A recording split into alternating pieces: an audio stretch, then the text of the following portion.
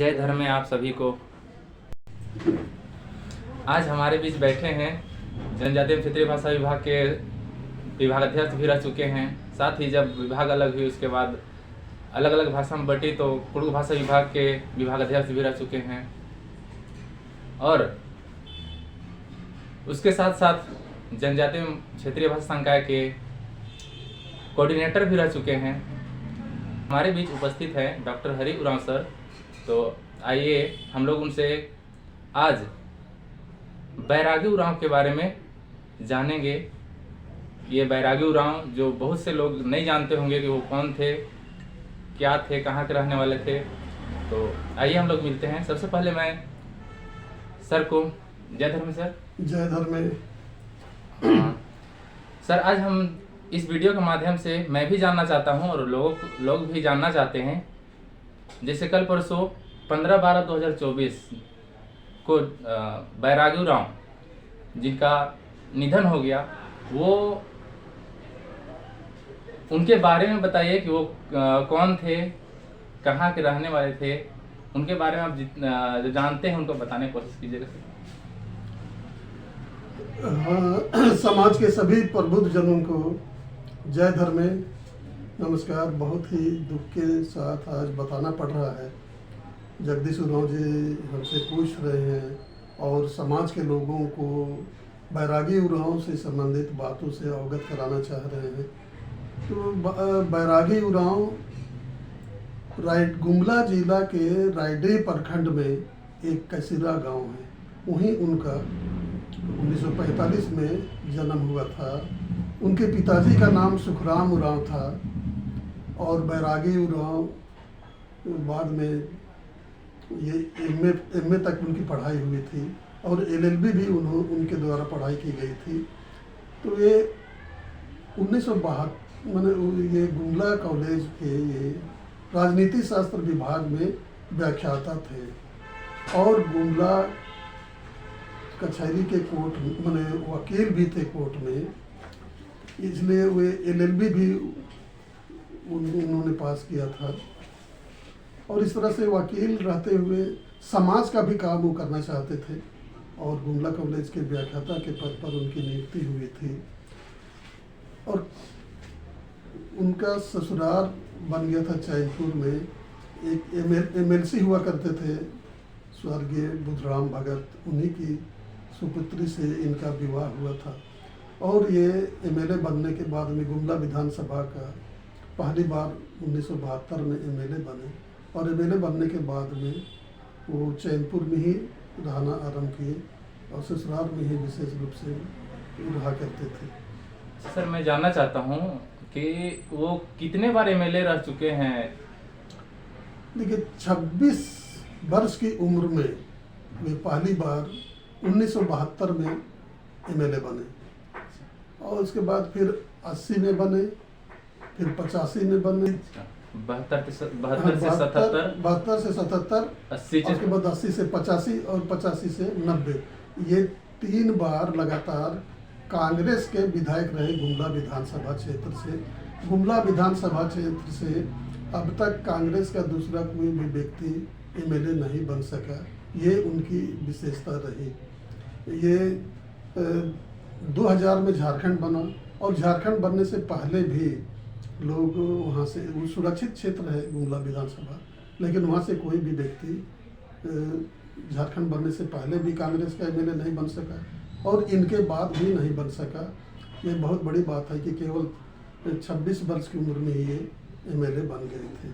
और बिहार विधानसभा में ये कांग्रेस पार्टी के कभी सचेतक भी रहे और कांग्रेस पार्टी से ये यहाँ पर कार्तिक उरांव का भी कभी प्रभारी रहा करते, चुनाव प्रभारी ये थे। कभी इंद्रनाथ भगत का, कभी सुमति उरांव का भी ये चुनाव प्रभारी हुआ करते थे। अच्छा सर मैं जानना चाहूँगा, जैसे गुमला कॉलेज बनने के बाद उन्होंने गुमला कॉलेज में ज्वाइन किए तो वो वहाँ पे कौन सा सब्जेक्ट पढ़ाते थे सर? अब बैरागी उरांव राजनीति शास्त्र के छात्र थे और राजनीति शास्त्र में ही उन्होंने एमए किया था। तो गुमला कॉलेज में ये राजनीति शास्त्र ही पढ़ाते थे लेक्चरर के रूप में उनकी जब गुमला कॉलेज में लेक्चरर के रूप में बहाली हुई तो राजनीति शास्त्र विषय पर में ही उनकी नियुक्ति हुई और राजनीति शास्त्र विषय ही वहाँ पर वो पढ़ाया करती थी। अच्छा सर, मैं जानना ये चाह रहा हूँ कि वो एमएलए रहने के अलावा व्याख्याता, जैसे वो सामाजिक राजनीतिक शास्त्र में व्याख्याता भी थे, उसके अलावा उनका और क्या क्या कार्य थे समाज, हमारे आदिवासी समाज के लिए या कुड़ुक समाज के लिए? देखिए, ये लोग, एक समय था इन लोगों का, ये लोग काफ़ी युवा थे और समाज के बारे में काफ़ी चिंता भी ये लोग करते थे। तो उस ज़माने में ही ये लोग सामाजिक कार्य करने के लिए, समाज के लोगों को एकजुट करने के लिए, समाज का जो रीति रिवाज है, चाहे पर्व त्योहार है या तो जनी शिकार है, तो उसी विषय पर भी इन लोगों ने कार्यक्रम आयोजन करने का काम ये लोग उस समय कर रहे थे।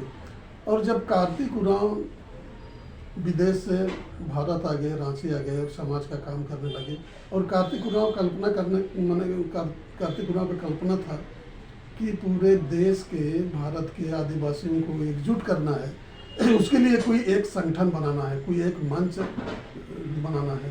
तो कार्तिक उरांव कल्पना किए कि अखिल भारतीय आदिवासी विकास परिषद का गठन किया जाए। तो चूँकि बैरागी उरांव LLB किए थे, इसलिए उनको कानून के छात्र के रूप में अखिल भारतीय आदिवासी विकास परिषद का संविधान बनाने के लिए उनको जिम्मा दिया गया था और उसमें उन्होंने काफ़ी अच्छी भूमिका निभाई थी संविधान बनाने में।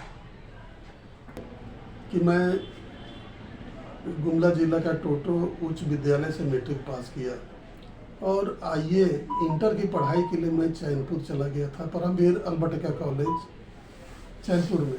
और उस समय बैरागी उरांव जी चैनपुर में ही रहा करते थे, तो निरंतर उनसे लगातार भेंट होते रहती थी। वो हमसे कहा करते थे कि आप जब घूमने निकलते हैं तो मेरा घर आइए, मेरा घर में बैठकर चाय पीजिए और 2 बातें हम लोग करेंगे। तो उनसे बहुत कुछ बात करने का मौका मिला था, समाज के बारे में, राजनीति के बारे में, पढ़ाई लिखाई के बारे में भी वहाँ पर उनसे बात होती थी। तो मैं जब तक चैनपुर में रहा उनके संपर्क में बराबर रहा और उनसे बहुत तरह की बातें हुआ करती थी। और आज हमारे बीच नहीं है तो उसका दुख मुझे काफ़ी, उनका अभाव खलता है। बैरागी उरांव का जन्म 3 सितंबर 1945 में हुआ था और उनका निधन 15 दिसंबर 2024 में हुआ। सर, क्या आप उनके निधन के बारे में या उनके व्यक्तित्व के बारे में कुछ कहना चाहेंगे? हाँ, देखिए, बैरागी उरांव को कई मीटिंग में कार्तिक उरांव के साथ, इंद्रनाथ भगत, करमचंद भगत के साथ हम देखते थे और उस समय हम विद्यार्थी ही थे। लेकिन उनको हम देखते थे कि वो काफ़ी उत्साहित और काफ़ी जागरूक रहते थे समाज के बारे में। तो हमको लगता है कि इस तरह का व्यक्तित्व का समाज से चले जाना, ये समाज के लिए एक क्षति है मेरे नज़र से, मेरे समझ से। ऐसे व्यक्ति को समाज में होना चाहिए निरंतर, और समाज को इनके ऐसे व्यक्ति से मार्गदर्शन भी बीच बीच में प्राप्त होते रहना चाहिए। लेकिन अब वे हमारे बीच में नहीं है, यह दुख की बात है। लेकिन उनके द्वारा जो कुछ भी समाज के लिए किया गया, उसको हम समाज के सभी लोगों को जानना चाहिए, जानने का प्रयास करना चाहिए। और अगर कुछ भी वो समाज के लिए अच्छा काम किए, अच्छी बात उनके द्वारा कही गई, तो उनका हम लोगों को अनुसरण करना चाहिए और उनकी आत्मा की शांति के लिए हम सभी लोगों को ईश्वर से प्रार्थना करना चाहिए। मैं इन्हीं अपनी भावनाओं के साथ अपनी बात को समाप्त करता हूँ। बहुत बहुत धन्यवाद सर। आपने आज बैरागी उरांव, जिनके बारे में हमारे समाज के बहुत से लोग नहीं जानते थे, आपने बताया, बहुत अच्छे तरीके से बताए। और मुझे उम्मीद है कि आप लोगों ने भी उनके बारे में जाना, समझा, कौन थे, क्या थे, उनके बारे में भी आप लोगों ने समझा। तो इसके लिए मैं बहुत बहुत धन्यवाद देना चाहूँगा डॉक्टर हरि उरांव सर को। बहुत बहुत धन्यवाद सर। इसी तरह की जानकारी कुड़ुक समाज, आदिवासी समाज एवं पूरे देश दुनिया में क्या हो रहे हैं, क्या हो रही है, उसकी जानकारी लेने के लिए जानने के लिए आप लोग इस चैनल से जुड़े रहें। आप लोग को इस तरह की जानकारी हमेशा मिलती रहेगी। इससे इस चैनल के माध्यम से हम लोग हमारे आदिवासी समुदाय के बारे में, खास करके उरांव आदिवासी के बारे में, भाषा, साहित्य, संस्कृति के बारे में बीच बीच में चर्चा करते रहेंगे एवं आप लोगों को भी सीखने को मिलेगा और आप लोग से भी हम लोग सीखेंगे। और चैनल में बने रहने के लिए चैनल को सब्सक्राइब कर दीजिए, वीडियो को लाइक कीजिए और कुड़ुक समाज में जितने भी लोग हैं उन लोगों तक इस चीज़ को, इस चैनल को, इस वीडियो को पहुंचाने का कोशिश कीजिए ताकि वे लोग भी इसके बारे में जान सके, जानकारी प्राप्त कर सके। आप लोग को इन्हीं सब बातों के साथ बहुत बहुत धन्यवाद। जय धर्मे, जोहार।